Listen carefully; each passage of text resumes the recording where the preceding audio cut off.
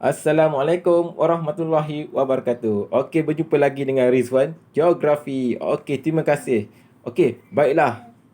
Sebelum ni kita belajar ataupun kita berkongsi cara pemasangan prosesor dan CPU fan. Lepas tu kita belajar ataupun berkongsi cara pemasangan RAM dan fungsi RAM.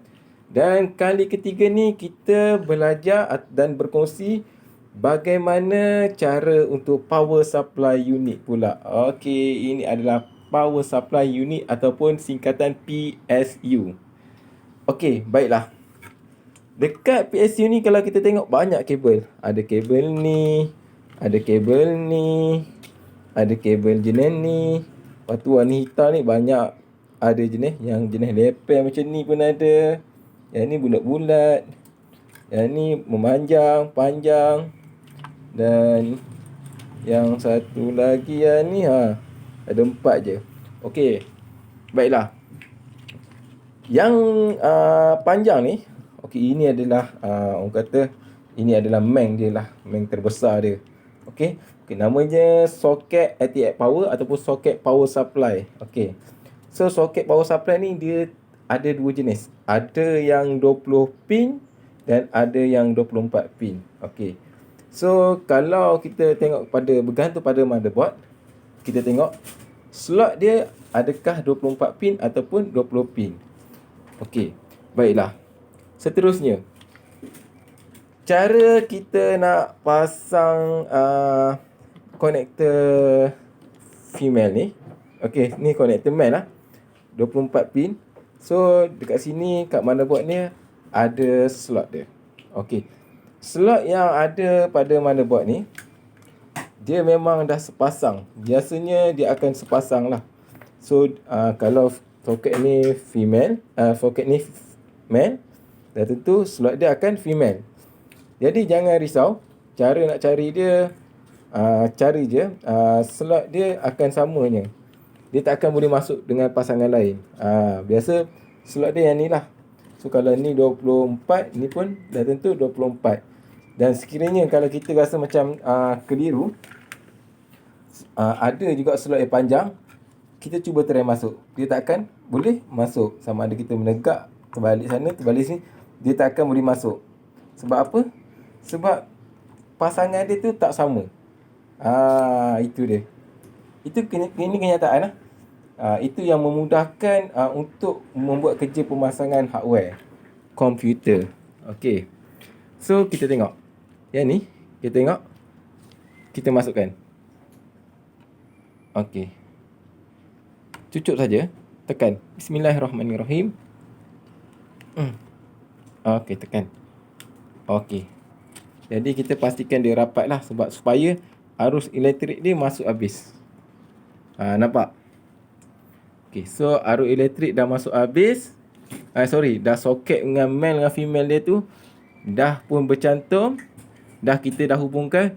Bermakna power supply bersedia untuk menghubungkan ke motherboard. Okey, tapi sekarang ni belum lagi lah sebab kita belum on switch lagi. Okey, seterusnya kita pergi ke kabel jenis 4 ni pula. Okey. Okey, kabel 4 ni adalah kabel yang mengalihkan arus 12 volt. So 12 volt ni lebih kurang bateri lah kan. Okey, sebab dia pun direct current. Direct current ni adalah jenis kuasa bateri, bukan kuasa volt macam kat rumah. So sama juga slot yang dia tak akan boleh masuk slot lain selain slot dia juga. Okey, selain pasangan dia tak akan boleh masuk. Okey. So kita tengok slot dia ada tak 4 macam ni. Okey, tak ada Bukan, tak ada. Okey, kita nampak. Okey, ni slot dia. Okey, apa nama slot dia? PWR CPU, iaitu power CPU. Okey. Okey, ini adalah fungsi dia, adalah untuk mengalirkan arus untuk prosesor. Okey. Yang tadi tu dia mengalirkan arus untuk semua komponen. Dan ni pula dia mengalirkan khas untuk prosesor dan ada juga dia mengalihkan sebahagian sedikit untuk hard disk, CD jika kita pakai CD, ataupun komponen-komponen yang kita ambil daripada luar. Okey. Okey. Jadi kenapa dia penting supplykan untuk prosesor? Sebab kita tahu prosesor ni adalah bahagian terpenting sekali dalam komputer. Sebab prosesor ni adalah seperti otak, sebab dia lah yang mengerjakan apabila dia membaca data-data dan dia kena kerja. Okey. So semakin tinggi gigahertz dia, semakin kuat kerjanya. Okey. Okey, so kita dah cerita pasal prosesor sebelum ni. So saya tak cerita panjang tentang prosesor. Okey, so power supply ni seperti mana saya kata, dia tak akan boleh masuk dengan slot lain. Dia tak sepasang, dia tak muat. So kalau ni slot dia, bermakna dia akan muat. Okey, kita tengok Bismillahirrahmanirrahim. Okey, nampak? Dia dah masuk. Bermakna power supply dah bersedia mengalihkan arus ke motherboard bahagian untuk prosesor supaya ia melengkapkan dengan berfungsi dengan baiknya. Okey, baiklah. Sorry, ada banyak kabel sini. Okey, saya alih dulu. Okey. Seterusnya, setelah kita buat pemasangan dua kabel, okey, kita tengok kabel seterusnya. Okey, kabel ni. Okey, kalau kita nampak kabel macam ni, sebenarnya kabel macam ni dia untuk selalunya untuk CD yang old version, disket, dan ada kalau macam pakai PC gaming, selalunya ada PC gaming dia ada apa nama tu? Fan yang banyak, fan tambahan kan. So biasa dia akan cantum kat sini lah. So kalau tak ada, tak apalah. Kalau ada, pakai. Tapi biasa kalau kita pakai PC yang jenis ada lighting, ada RGB dan kipas yang banyak kan, biasanya kita kena pakai lah, sebab dia akan cantum ke sini lah. Okay. So kat sini saya hanya tunjuk mana buat dulu untuk untuk kongsian kita ni. Okay, seterusnya, yang ni kita tak payah pasang lah. Okay, seterusnya kabel apa ni? Kabel warna hitam ni. Okey, kabel warna hitam ni kalau kita tengok ada banyak. 1, 2, 3, 4. Okey. Okey, kabel ni adalah kabel. Okey, saya tunjuk ya. Okey, ini adalah kabel untuk hard disk. Dia lebih pada hard disk lah. Hard disk. Dan ada juga yang seperti CD, yang ada setengah CD yang boleh pakai lah. Ni sebenarnya kabel ni untuk supplykan hard disk. Okey, dia supplykan hard disk supaya hard disk tu aktif mengalirkan arus. Bukan untuk membaca ya. Dia mengalirkan arus dulu untuk hard disk. Okey, saya akan tunjuk contoh lah, sebab kita memang kena ada hard disk. Okey, sebelum tu saya saya ambil hard disk dulu. Okey, ni hard disk ya. Okey, ni hard disk. Dan kalau kita tengok kat hard disk ni ada dua bahagian, dua gigi. Satu yang panjang, satu lagi yang pendek. Okey. So, yang soket yang ni, jenis ni memang khas untuk hard disk yang panjang ni. Okey. Okey. Yang panjang ni sebenarnya untuk masukkan supply, untuk power supply, kuasa arus DC masuk ke masuk ke hard disk ni untuk mengalihkan arus. Okey. Dan yang pendek ni adalah outgoing. Outgoing ni adalah data-data yang dalam hard disk ni pergi keluar, pergi ke motherboard. Okey, untuk memindahkan ke prosesor, untuk prosesor mengerjakan dahulu, membaca dan mengerjakan, lalu prosesor akan menghantar ke RAM untuk menyimpan data tu secara sementara dan menghantar balik ke prosesor dan membaca kembali, lalu keluar ke monitor untuk kita buat kerja. Okey. Jadi hard disk ni cara pemasangan dia tak susah pun sebenarnya. Okey. Okey, saya tunjukkan contoh Saya tunjuk contoh. Okey, tak perlu pegang jap ya. Okey. Maaf. Okey, cara untuk pemasangan dia. Yang panjang ni, itu ni kita masukkan saja. So pastikan, kita balik, minta maaf. Masukkan saja. Setelah kita masukkan, lepas tu jangan lupa dapatkan SATA kabel ni. Ini boleh dapat kat kedai lah. SATA kabel ni boleh dapat kat kedai. Harga dia dalam mampu milik dah. Saya tak berani kata, tapi harga dia mampu milik. InsyaAllah korang mampu miliknya beli. So korang pergilah kat kedai mana-mana, kedai-kedai komputer, cakap je nak SATA kabel. InsyaAllah boleh dapat. SATA kabel ni lah untuk keluarkan arus, untuk keluarkan data-data ke motherboard, supaya dapat membaca ke prosesor untuk dapat mengerjakan, dan seterusnya ke RAM, dan kembali pula ke prosesor. So saya akan membuat pemasangan ke nama apa tu, hard disk. Sebelum tu saya beritahu hard disk ke proses SD ke, sebenarnya sama je, boleh je masuk. Dia punya tu sah dia tu tak ada masalah. So saya masukkan sekejap, minta saya kena pegang dulu. Minta maaf goyang-goyang. Yang pendek ni kita masukkan saja. Dapatkan kabel ni. Kita dah masukkan.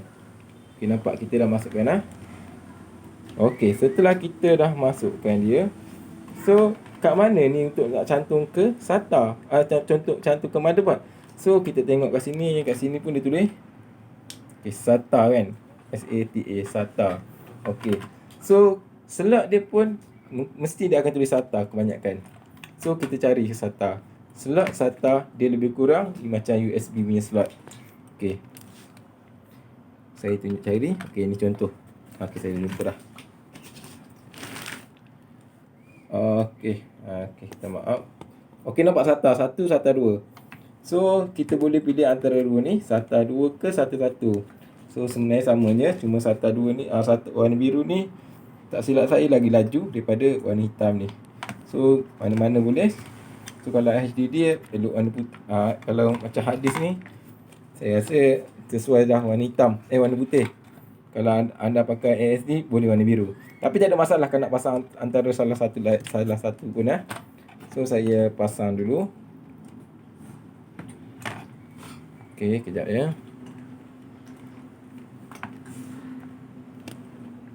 Kita dah buat pemasangan. Nampak cara memasang dia? Senang je, masuk je slot dia.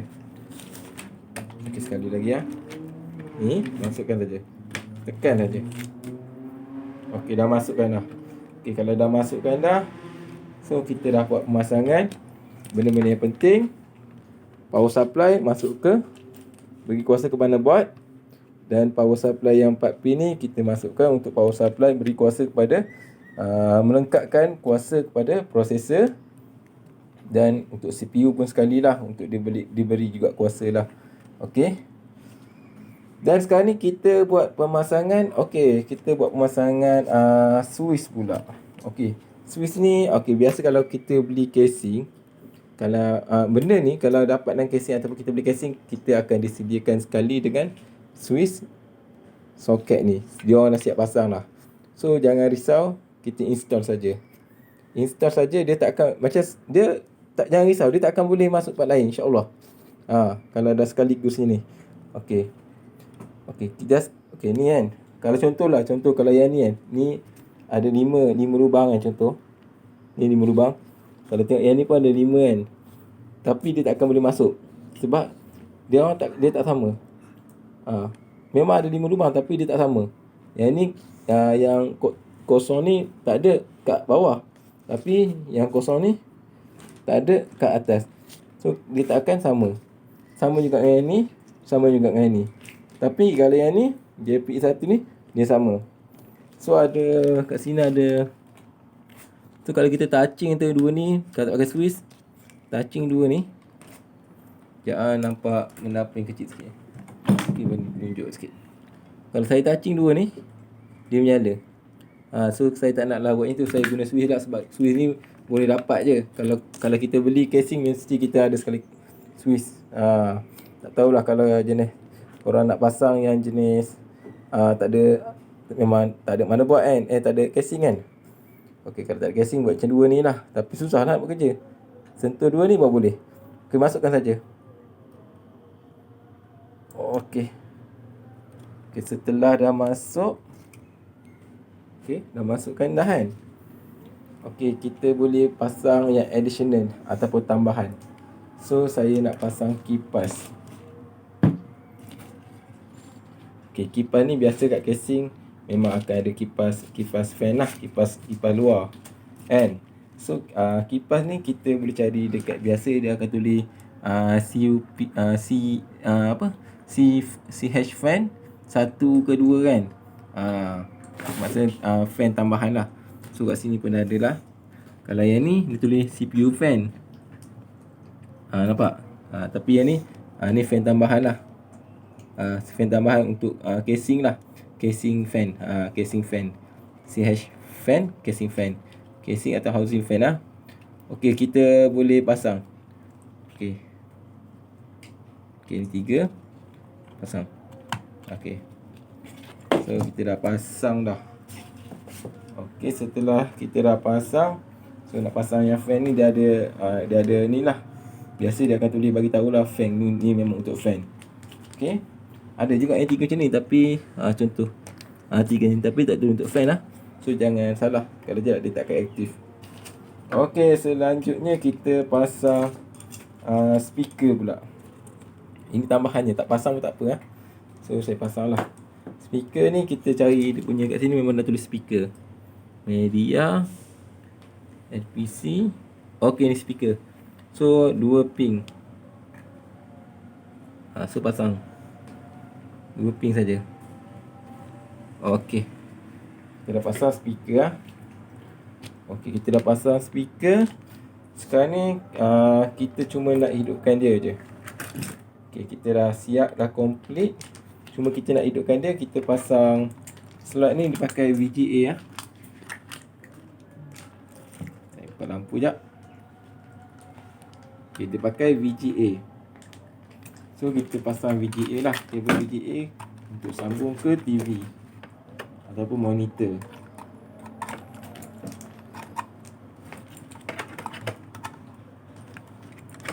Agak sempit sikit. Okey, kita dah pasang ke fan. Okey. Lepas tu kita ambil motherboard untuk buat testing. Ambil wire. So kat sini kat motherboard ni dia akan disediakan USB lah. So kita just tutup lah macam biasa. Tutup macam biasa, dan tak lupa mesti kena ada mouse. Okey.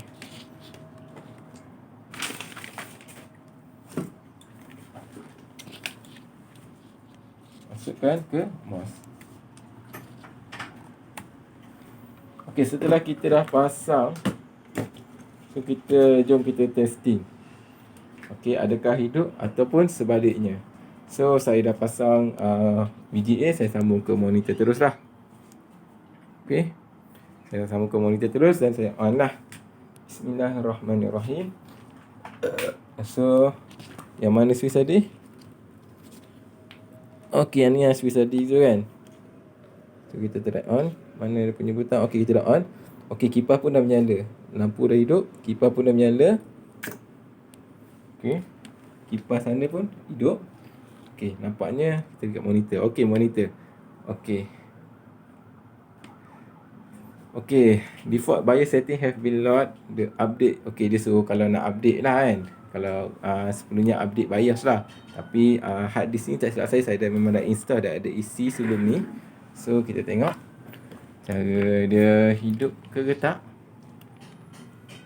Okey. Okey, dia tengah apa ni, running. Okey. Okey. Sebab yang ni saya dah isi window lah. So insya-Allah kita akan belajar cara install window setiap akan datang insya-Allah. Okey.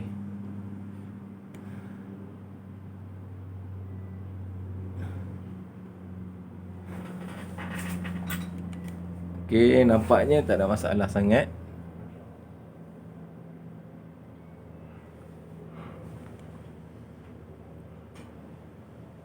Ha.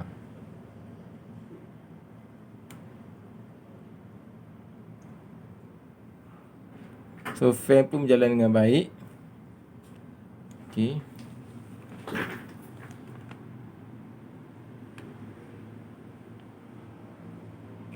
So ni hard disk dia tadi.